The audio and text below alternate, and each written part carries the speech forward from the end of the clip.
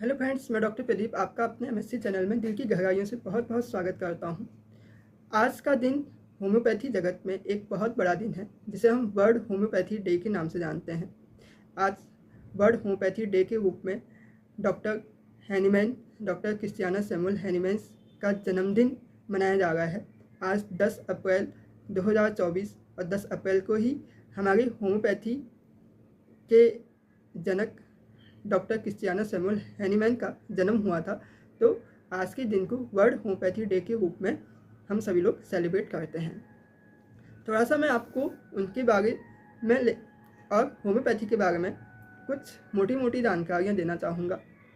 Doctor Christiana Samuel Hahnemann homeopathy से पहले 200 साल, आज से 200 साल पहले की बात है, वह तब एक बहुत अच्छे एलोपैथिक चिकित्सक माने जाते थे। एलोपैथिक प्रैक्टिस वो करते थे और उनके साथ ही वो कई बीमारियों में, कई डिजीज़ में, मेडिसिन्स में उनका अनवरत शोध हमेशा चलता रहता था। एलोपैथी जो शब्द है यह भी होम्योपैथी के जनक डॉक्टर सैमुअल हैनीमैन के द्वारा ही दिया गया है। एक बार की बात है जब वह कुलेंस मैटेरिया मेडिका नाम का कोई ग्रंथ था, कोई पत्रिका थी, उसका इंग्लिश से जर्मन में ट्रांसलेट कर रहे थे, तो उन्होंने एक कुछ पंक्तियाँ देखी जिसमें कुनैन नाम की एक औषधि थी, उसके बारे में लिखा था। और उसमें यह लिखा था कि जो कुनैन औषधि है वह मलेरिया के लिए बहुत अच्छा काम करती है। और कुनैन का जो पेड़ होता है उसकी यदि छाल कोई स्वस्थ व्यक्ति ले ले तो उसमें मलेरिया के लक्षण, मलेरिया के सारे लक्षण उस स्वस्थ व्यक्ति में पैदा हो जाते हैं। और इसी वजह से यह कुनेंस बार्क जो है यह मलेरिया के लिए बहुत अच्छी मेडिसिन मानी गई है और मलेरिया को जड़ से ठीक करती है। तो इन पंक्तियों ने थोड़ा सा डॉक्टर हैनीमैन के दिमाग को झकझोरा और उन्होंने इसकी सिद्धि के लिए अपने ऊपर इस प्रैक्टिकल को किया कि उन्होंने कुछ कुनेंस छाल की कुछ खुराक ली 10 दिनों तक, और उसके बाद देखा कि वाकई में उनके अंदर मलेरिया जैसे सिम्टम्स आ गए हैं। इसको कंफर्म करने के लिए उन्होंने जब इस मेडिसिन को छोड़ा, इसकी खुराक लेनी छोड़ी, तो देखा कि कुछ टाइम के पश्चात ये मलेरिया के सिम्टम्स स्वतः ही ठीक हो गए हैं। तब उन्होंने इसे कंफर्म करने के लिए वापस इसे लेना शुरू किया और वापस उनके अंदर यही सारे सिम्टम्स फिर से आ गए। और ऐसा उन्होंने 3-4 बार किया। जब उन्हें थोड़ा सा लगा कि हाँ कि इस बात में यह सच्चाई है कि सिंकोना बार्क, जो कुनेंस बार्क है, यह मलेरिया के सिम्टम्स पैदा करता है, तो इस चीज़ को और ज़्यादा कंफर्म करने के लिए उन्होंने अपने साथियों को, अपने साथ के लोगों को, मित्रों को भी यही खुराक इसी प्रकार से लेने के लिए कहा। तो जिन्होंने भी इस प्रकार से कुनेंस बार्क को लिया तो उनके अंदर भी मलेरिया के सिम्टम्स आए। और यहाँ से उन्होंने फिर अनेकों औषधियों को भी इसी प्रकार से सिद्ध करना शुरू किया। वो क्या करते थे कि जैसे कोई भी मेडिसिन ले लेते थे, उसे अपने ऊपर लेके देखते थे या उनके कुछ जो मित्र थे, जो दोस्त थे, उनको दे देते थे लेने के लिए। तो उसके बाद जो भी स्वस्थ व्यक्ति में सिम्टम्स आते थे उसको वह एक पेपर में, कॉपी में नोट करते चले जाते थे। और जब इस प्रकार के सिम्टम्स किसी बीमार व्यक्ति में दिखाई देते थे तो उस बीमार व्यक्ति में संबंधित इन औषधियों को जब वह देते थे तो उन्हें इसमें बहुत ज़्यादा सफलता मिलने लगी। और यहीं से फिर होम्योपैथी का विकास हुआ। होम्योपैथी के नाम से ही होता है, होम्यो मीन्स सिमिलर और पैथी मीन्स बीमारी, मतलब कि ऐसी मेडिसिन्स जो स्वस्थ व्यक्ति में जिस प्रकार के लक्षणों को पैदा करती है, यदि वही मेडिसिन्स इसी प्रकार के लक्षणों वाले बीमार व्यक्ति को दी जाए तो यह औषधि उस बीमार व्यक्ति के लक्षणों को हटाने में भी सफल होती है। जब उन्होंने इस प्रकार से होम्योपैथी की खोज की तो उन्होंने वो यही नहीं रुके, वो इसके आगे नित्य प्रतिदिन होम्योपैथी में शोध करते गए और जो भी चीज़ें उनके सामने आती थी वह लिखते जाते और उसका जो निष्कर्ष निकलता उनको अपनी बुक्स पे नोट करते चले जाते थे। इस प्रकार से डॉक्टर सैमुअल हैनीमैन ने एक महान ग्रंथ होम्योपैथी की खोज की, जिसके उन्होंने सिद्धांत भी बनाए, 7 कार्डिनल प्रिंसिपल्स के नाम से जानते हैं।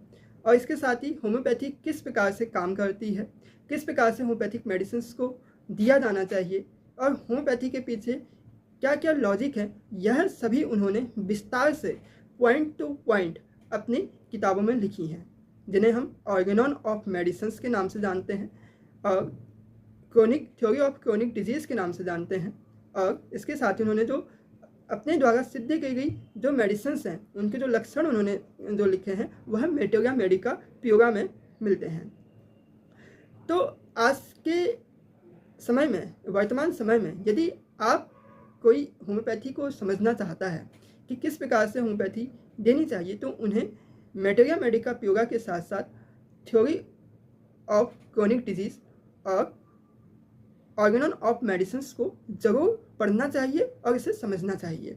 इसके साथ ही इसको पढ़ने के साथ ही होम्योपैथी को लेकर जितने भी मिथक हैं, जितने भी शंकाएँ हैं, जितनी भी आशंकाएँ हैं, वह सब दूर हो जाती हैं। स्पेशली मैं तो ऑर्गेनन ऑफ मेडिसिन्स को होम्योपैथी की गीता भी समझता हूँ और उतने ही आदर भाव से जब भी मेरे अंदर कोई डाउट होते हैं तो मैं उसे वापस बार बार पढ़ने की कोशिश करता हूँ, क्योंकि इसमें हर चीज़ के लगभग सभी प्रश्नों के जवाब इसमें शामिल हैं। अब चूँकि दोस्तों यह एक प्रकृति का नियम ही है कि जब भी कोई चीज़ प्रसिद्धि की तरफ को बढ़ती है, जब उसका रूप विकराल होता है, तो उसके पीछे कुछ आलोचनात्मक चीज़ें भी होने लगती हैं। कुछ ऐसे लोग भी बढ़ते हैं जो इसको क्रिटिसाइज करने के पीछे लग जाते हैं। ऐसा ही वर्तमान समय में होम्योपैथी के साथ भी हो रहा है, क्योंकि जिस प्रकार से होम्योपैथी का विकास अब दिन पर दिन बढ़ता चला जा रहा है, अब इसको प्रसिद्धि मिलती जा रही है और यह एक अपने आप में संपूर्णता की तरफ को बढ़ रहा है, तो इसको क्रिटिसाइज करने के लिए अब कई लोग सामने आने लगे हैं जो कि बेबुनियादी लॉजिक लगा के, अतार्किक बहस करके इसको नीचे गिराने में लगे हुए हैं। ऐसे उदाहरण मैं यूट्यूब्स में भी बहुत ज़्यादा देख रहा हूँ।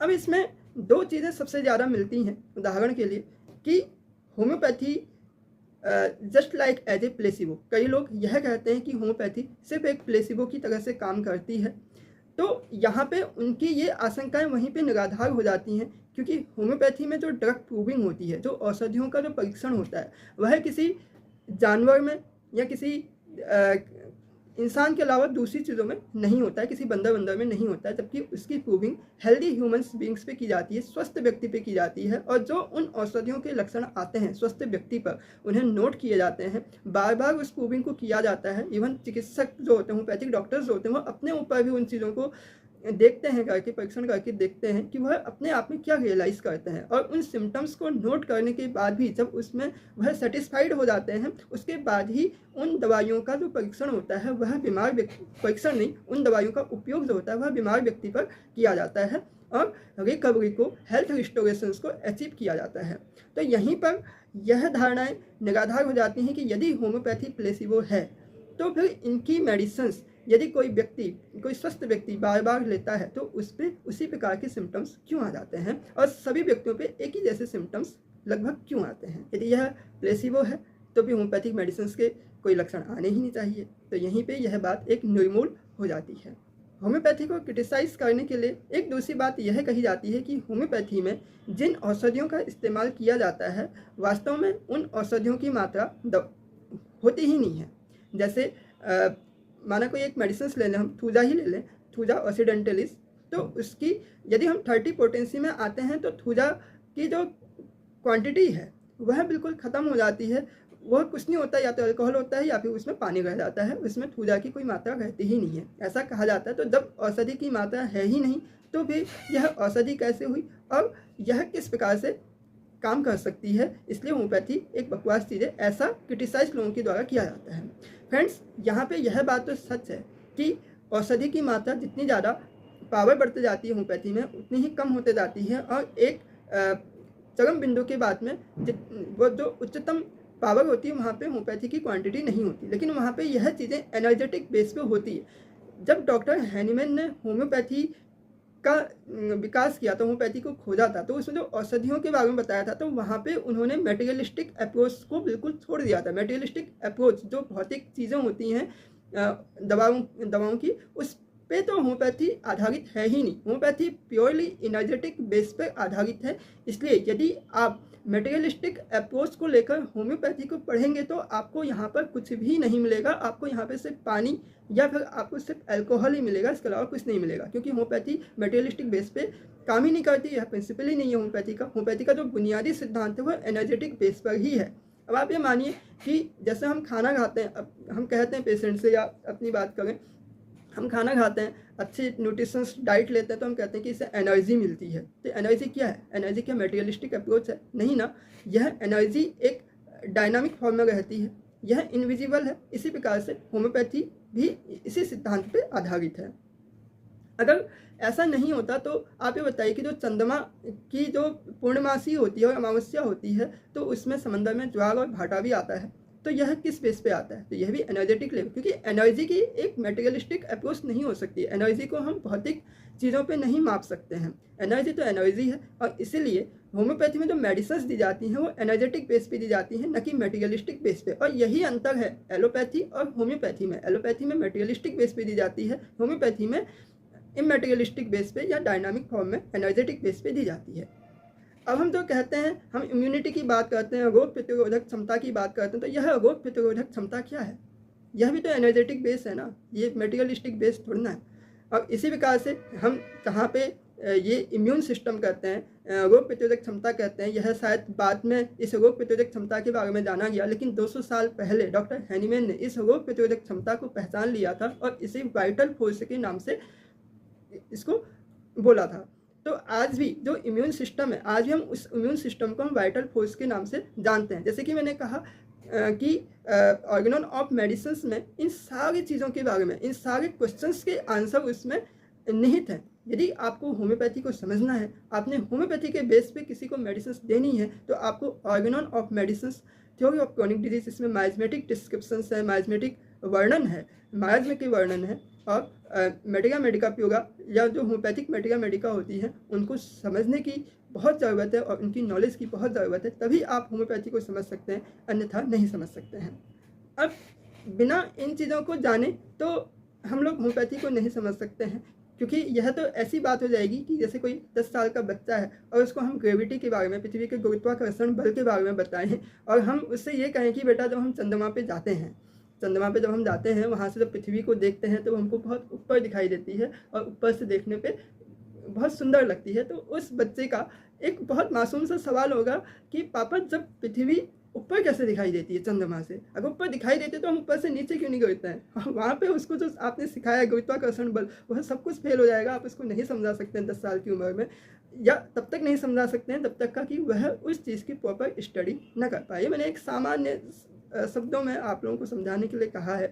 तो इसी प्रकार से जब तक हम होम्योपैथी के जो प्रिंसिपल्स हैं, 7 कार्डिनल प्रिंसिपल्स हैं, उसको नहीं समझेंगे, जब तक हम होम्योपैथी के सिद्धांतों को नहीं समझेंगे, जब तक होम्योपैथी कैसे काम करती है वह नहीं समझेंगे, होम्योपैथी की दवाइयों के क्या क्या लक्षण हैं वह नहीं समझेंगे, किस प्रकार से होम्योपैथी दवाइयों की प्रूविंग होती है वह नहीं समझेंगे, किस प्रकार के मेडिसिन्स को, किस प्रकार के पेशेंट्स को कौन सी मेडिसिन देनी चाहिए, पेशेंट्स का कॉन्स्टिट्यूशनल्स क्या होता है, पेशेंट्स का नेचर क्या होता है, मरीज के लक्षण क्या होते हैं, क्यों आते हैं, क्या उसके पीछे के बेसिक कारण हैं, मेंटल स्टेज क्या होती है, फिजिकल स्टेज क्या होती है, यह सब नहीं समझेंगे तो हम होम्योपैथी न तो हम दे सकते हैं अच्छे से, ना हम किसी को ठीक कर सकते हैं इन जानकारी के अभाव में, और नहीं, और फिर इसमें तो फिर हम सिर्फ होम्योपैथी को ब्लेम ही कर सकते हैं कि हाँ होम्योपैथी काम नहीं करती है, क्योंकि हमने उन चीज़ों को समझा ही नहीं है।